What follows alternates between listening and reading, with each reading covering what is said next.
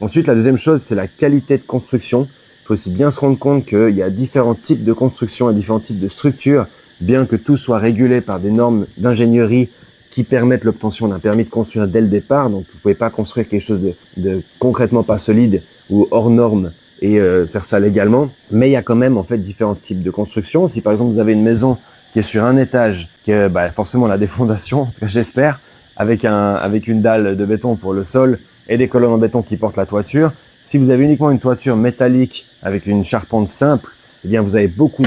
moins de coûts de construction qu'une maison sur 2 étages, parce que déjà une fois que vous avez vos colonnes, vous allez devoir refaire une deuxième dalle en béton au 2e étage. Donc la structure doit être beaucoup plus solide en dessous, les fondations doivent être beaucoup plus solides en dessous pour aller porter le 2e étage. Et donc au lieu de simplement faire une charpente en métal, vous devez carrément refaire un coffrage, refaire une structure en béton, refaire de la plomberie, refaire tout exactement pareil que votre 1er étage au 2e étage, remonter des colonnes et ensuite amener votre toiture. Le coût de construction va être beaucoup plus haut au mètre carré sur ce type de villa, simplement parce qu'elle est construite de manière plus conséquente, peut-être aussi de manière plus solide. Et forcément les matériaux de finition aussi, c'est très important. Donc si vous achetez une villa demain, si vous pensez acheter une villa et que vous comparez plusieurs villas sur le marché et que vous voyez une villa à 10 millions et une autre à 12 millions et que vous comprenez pas trop la différence de prix, la différence de prix peut être liée à la qualité de la construction. C'est là que je vous conseillerais de contacter quelqu'un qui s'y connaît bien en construction pour aller faire une inspection sur place et peut-être même regarder les plans directement en plus du chantier ou de la villa si elle est déjà terminée, et vous vous rendrez compte qu'en fait 20% de différence de prix en fonction de la qualité de la construction,